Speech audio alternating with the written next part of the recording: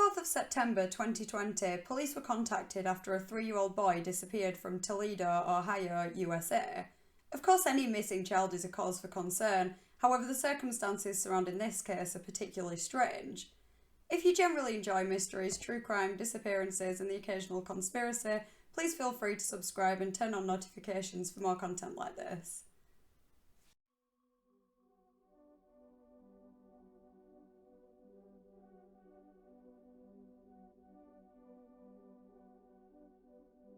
Braylen Noble was 3 years old at the time of his disappearance and was autistic and non-verbal. Unfortunately, I couldn't find much background information beyond the fact that he lived with his mother and other relatives and that his father is in prison. At around 12:30 PM, roughly half an hour after he had disappeared on Friday the 4th of September, police received a call from his grandma Bobby explaining what had happened. I'll leave a link to the full 911 call in the description, but it is pretty hard to decipher at points due to the bad audio quality. Bobby states that Braylen had fallen out of a window in the apartment. They'd been searching for him for a good 30 minutes at this point before contacting police, but they hadn't found any sign of him. Reports vary, but it was either the second or third floor that he'd fallen from. They said they'd already searched in and around the apartment, and at the creek which runs behind the apartments, as well as the playground and the pool. Shortly after the call, Toledo Police, Fire and Rescue, Metro Parks officers, a dive team, as well as dozens of volunteers began searching for Braylen. NBC24 spoke with Braylen's mother, Dejane, who said this. And I just want whoever to have him, please take him somewhere safe. I know he's scared, and I know he's crying, and he has stomach pains, and he's not eating. He's a picky eater. So if you want to just drop him off somewhere, please drop him off to the police station. You can drop him off here and call my phone. In a different interview, Dejane stated that she did not actually see Braylen fall out of the window, but she just assumed that must have happened as the screen was pushed out. Apparently there was no way he could have snuck out of the front door of the apartment because her and Bobby were both home at the time. Sadly, the search came to an end 5 days later when on Wednesday the 9th of September, police found the body of a young boy in a pool in the apartment complex where the family lived. Not long after, the body was confirmed to be Braylen's. The pool had been searched multiple times by numerous law enforcement officials since Braylen's disappearance was reported. An autopsy was performed the next day, in which it was noted that there was no obvious signs of trauma or disease, and that drowning had not been ruled out as a possible cause of death, but further investigation was needed before the final ruling was issued. At the time of writing the notes for this video, results of additional tests, including toxicology tests, are still pending. Dejane and Bobby have both been questioned by the police, though neither of them have been arrested or taken into custody or formally named as suspects, though crowds of people who witnessed them going with the police were shouting "baby killer" and "justice for Braylen." Apparently the family have all been absolutely cooperative, though this hasn't really helped their case, at least in the court of public opinion. So what actually happened to Braylen Noble? If you're thinking the story so far sounds pretty suspicious, you're not the only one. While the family are yet to reveal any specific theories or suspects they have in mind, it seems that they at least initially believed that someone had taken Braylen. To me, it just seems pretty unlikely that Braylen would fall out of a window, and at that exact moment someone would be there to kidnap him rather than help him like most people would.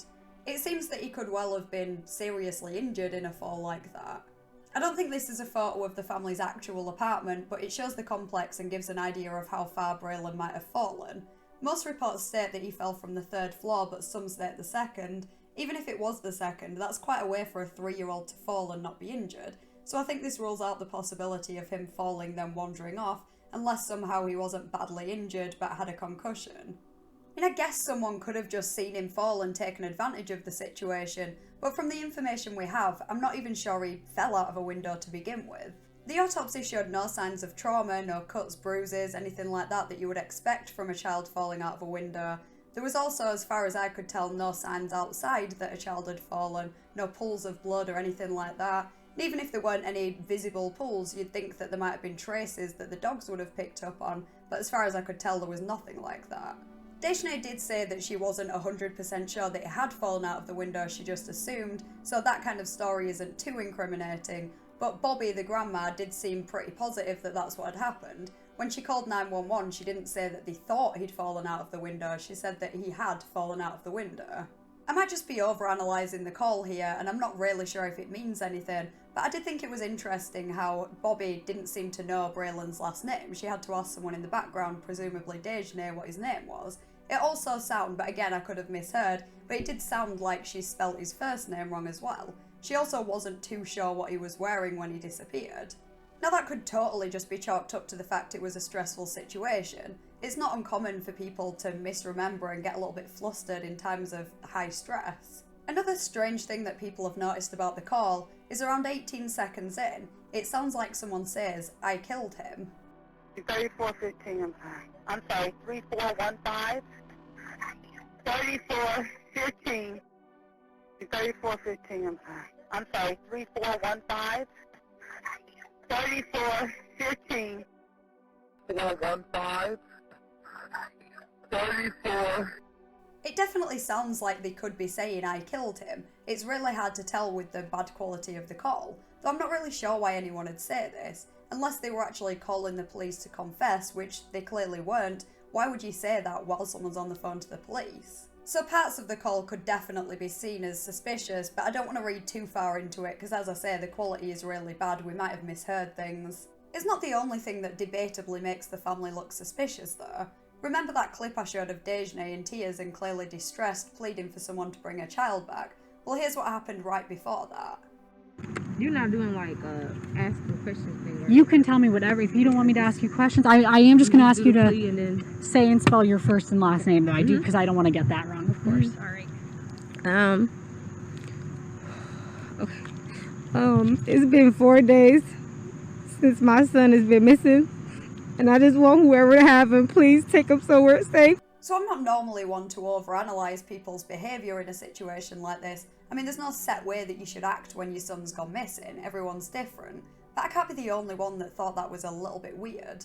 When it starts out, she sounds like she's just talking normally, but when she realises that they're filming, she starts crying, and given the context, it just sounds a little bit put on maybe.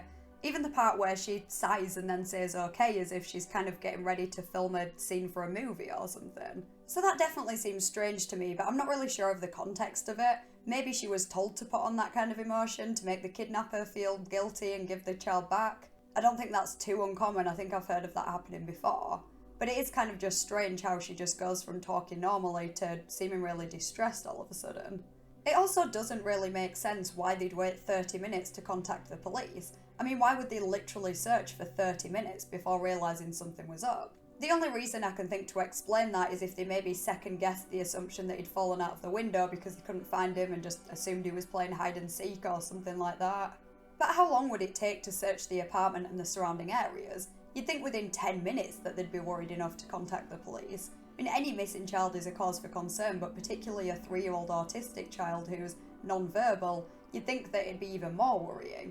I mean, it's not like he would have been able to call for help if he needed it. Neighbours living close by reported hearing Braylen crying on the day of his disappearance, and then the crying suddenly stopped. Now, it isn't too incriminating, but it is kind of interesting given what happened later. It seems that Dejne and Bobby have already been found guilty in the court of public opinion, despite there only being circumstantial evidence. And if I'm being honest, when I first heard about this case, my first thought was probably the family, or at least that they're not being completely honest. The story just doesn't make sense. A 3-year-old boy falls out of a window and then just vanishes until 5 days later, where his body is found in a pool that's already been searched, with no injuries to suggest that he even fell from a window. Not that you can just assume this in any given case, but when a child goes missing or is murdered, it's quite often the family. And I mean, which is more likely? That Braylen fell out of a window and happened to be kidnapped without his family even noticing, or that the family was responsible somehow. Bearing in mind, Dejne said that he couldn't have walked out the front door without them realising, but he could fall out of a window and get kidnapped and they wouldn't even notice. Now, does any of this mean that they're definitively guilty? No, but it does make me question their story and question their possible involvement. Now, I don't have kids and I don't know that much about them really, but I'm guessing you shouldn't leave a 3-year-old child unattended at all, let alone when they're autistic and near an open window. The autopsy report showed no signs of trauma, but kids don't always have to be abused physically to be neglected. Now, given the lack of trauma signs, I really don't believe that he fell out of that window. A theory that really makes sense to me if we were to assume that the family were involved is that maybe they left him in the bath and he ended up drowning, and then they just made up the falling out of the window story as a cover story. Now, it wouldn't necessarily be intentional neglect. Maybe Dejanay just fell asleep or something and then realised how bad it'd look if she told the police that. Not that that still sounds great, but I mean, people fall asleep at the wheel when they're driving sometimes, so it's not like that kind of thing can't happen. Then maybe they just put his body in the pool to make it seem like he drowned there. But then why not just say he accidentally drowned in the pool rather than making up the falling out of the window story? That theory would mean that they would have had to hide the body and take it out of the area probably, and then bring it back into the area and put it in the pool, unless it had been there since the day he died. Considering multiple people searched the pool on more than one occasion though, I do think it's pretty unlikely that they would have missed a body in there. I mean, it was just a pool, it wasn't a lake or a river or anything. I am wary of accusing the family of anything yet. I mean, it's still early days in the investigation and there's always information that isn't publicly available. Just being someone that just looks online for information, there's bound to be things that I don't know. I mean, they definitely do look suspicious, and maybe it is just a case of they haven't been arrested yet, but maybe the police also have information to suggest against their guilt. I tried to consider every possibility in my videos, so obviously I had to include this theory, but assuming that they aren't guilty, Dejanay's just lost a son, and it must be awful being called a baby killer amongst other things. So as I always say, please do not be tempted to contact or harass Dejanay, Bobby or anyone else mentioned in this video. As for other possibilities, there is a chance that the family's story could be true. Maybe he really did fall out of a window and he just got concussed but he wasn't seriously injured, and he wandered off and ended up falling into the pool and drowning there. I don't really know how they would have missed his body, but I guess mistakes can happen. Or someone did find him after he supposedly fell out of the window and they ended up kidnapping him and murdering him and then hiding his body in the pool. I mean, it does sound pretty unlikely, but who knows? I guess it's not beyond the realm of possibility that he could have just wandered out of the house without Bobby or Dejanay knowing and then either met with foul play or died accidentally. Maybe they really did believe that he'd fallen out of the window when they reported him missing. His body being found in the pool is pretty interesting though, because it was a very short distance away from where the volunteers were meeting up to search. Maybe whoever it was either wanted someone to find the body, or they just thought it had been searched multiple times already, so they probably wouldn't bother searching it again. But obviously it's inevitable that someone would have found the body eventually given the location. It just seems a pretty odd place though.